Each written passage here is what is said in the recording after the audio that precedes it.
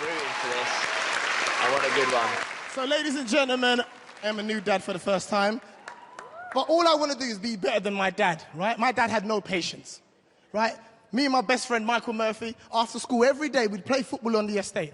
I had the parent who would ruin that game by calling me inside for something I didn't think was necessary. All you would hear, because I've got African parents, right? My dad would shout like, Cujo, come here. Now, Michael always had confrontation with my dad. He was like, Coach, what's going on, mate? Coach, you're a big man, you're 11. You go in there and you tell him that this enough's enough. Now, ladies and gentlemen, there was a little part of me that believed in Michael's spirit. But then I remembered he don't live in my house. So I turned to my dad, I said, Dad, what's up? Go to the store and get me Ribena. Ladies and gentlemen, this is all I said. Dad! Can't you get it yourself? It was 1 p.m., but it got dark real quick. The pigeons weren't even flying anymore. They came down to warn me.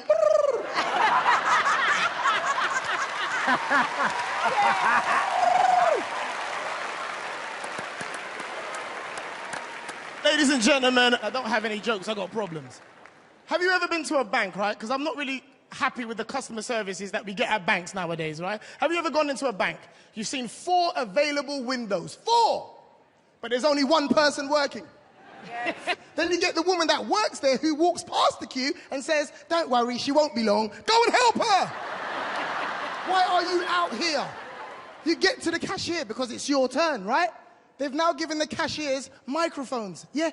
So everybody can hear your financial situation.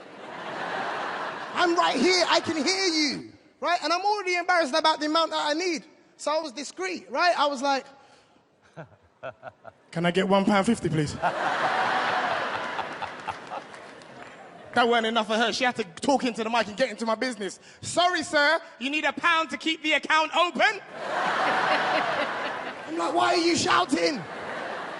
Well, I told you, I needed the rest of what was in my account. So I said to her, please, can I get that 50 pence?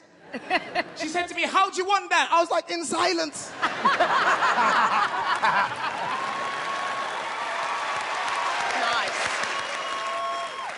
I was so frustrated that I rushed out of the bank. I rushed out to be greeted by the most creative homeless person I have ever met.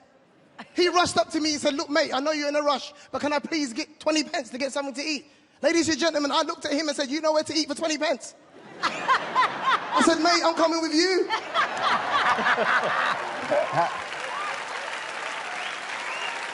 I've got dinner for the both of us. When you're broke, right, and you ain't got no money, there's certain things that you can't enjoy. Like a cab ride, right? You can't enjoy the black cab ride. You can't enjoy it, right? I went into a black cab recently. Me and my mate, we jumped in. He was getting comfortable. Clearly, he's got more money than me. He was looking outside the window, talking to the driver. He fell asleep. Ladies and gentlemen, when you ain't got no money, you only look at one thing, the meter.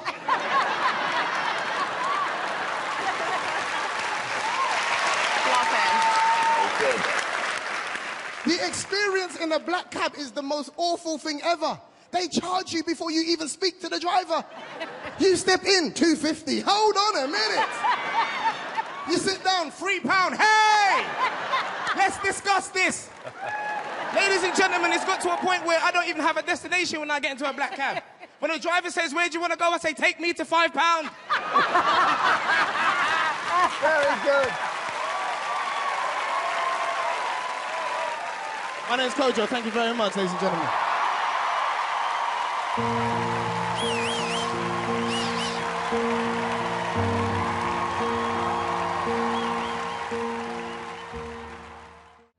But I'm going to be honest with you, Kojo. I don't really like comedians on this show. But I love you.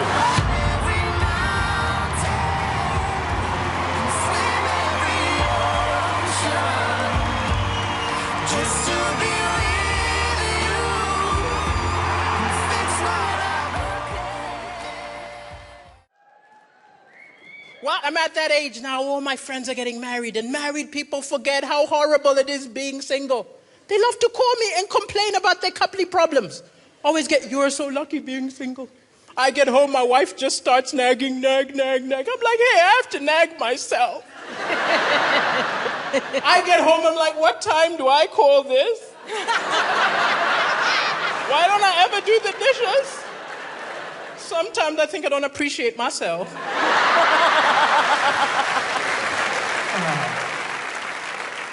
I haven't always been a comedian. I did some weird jobs. I used to clean houses, and I'll admit I was tempted to steal.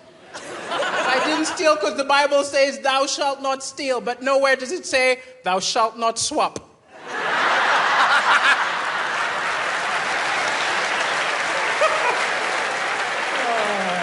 I took a stereo, left a Walkman. Took a plasma screen, left an Etch-a-Sketch. As I mentioned, I am from Africa. I moved here 10 years ago. And immediately I moved here, I heard a lot of British people talking about the financial crisis, the recession. I'm from Africa. What are you maniacs talking about? You call that a crisis? If that's a crisis, where is UNICEF? Where is Bono? I have not seen one save the UK concert. You can tell me it's a financial crisis when there are planes flying over Birmingham tossing fish and chips out the window.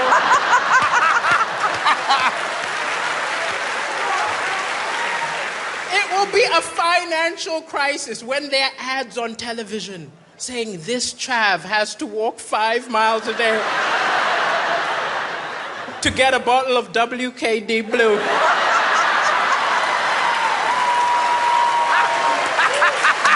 And 100%, you have got a financial crisis when India starts opening call centers here.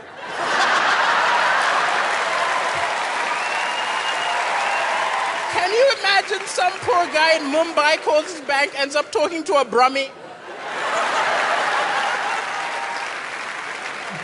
Thank you so much, Brahmi.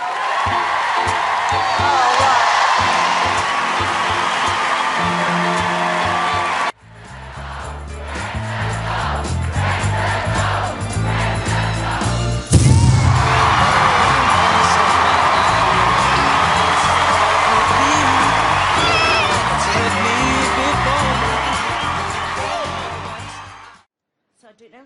Yeah. It's lovely to meet you all. My name is Matt. What's your name? Brilliant, that's enough. Now, I've only got like a minute to show you what I can do. So, ladies and gentlemen, I'd like to perform a trick. But before I do my trick, I'm going to propose a toast. I want to say cheers to everybody. So, when I say cheers, everybody in the audience shouts...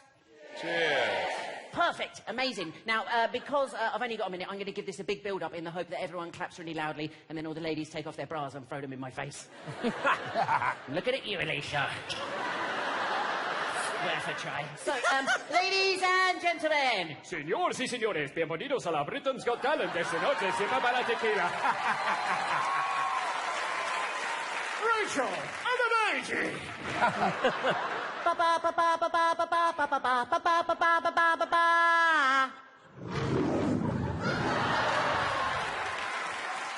Said Lee Evans and Magic.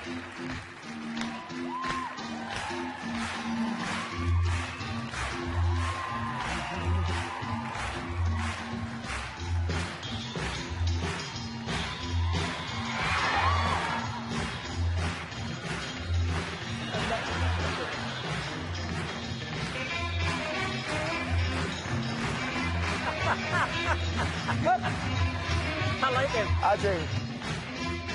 Yeah. Watch this. Might as well.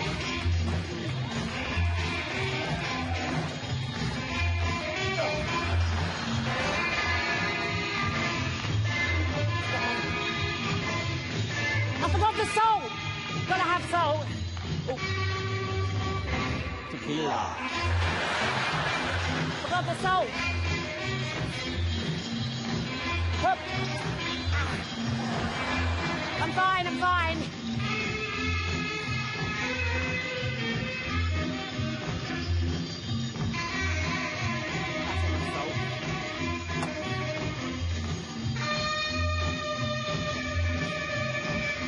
It's gone.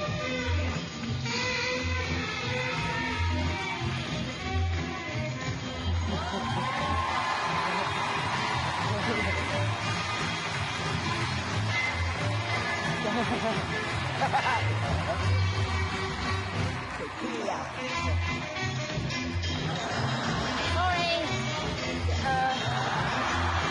No, bro. Sorry.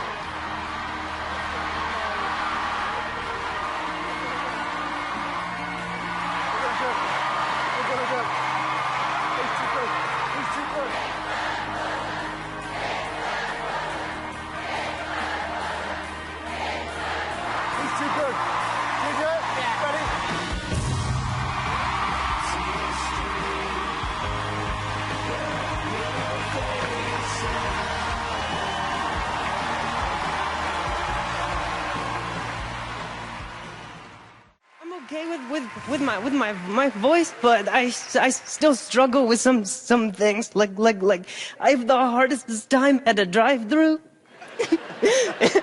You know, cause you got to say the order fast, and you're talking through an intercom. It's like I don't know why I work there. But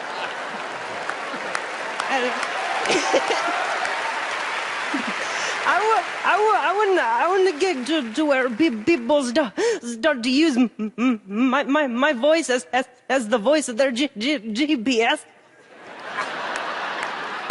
It's like in 1,000 feet make a U-turn.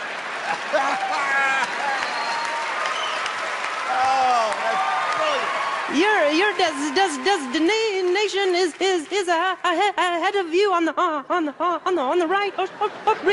Rerouting.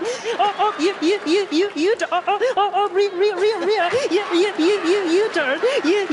U-turn. You should have got.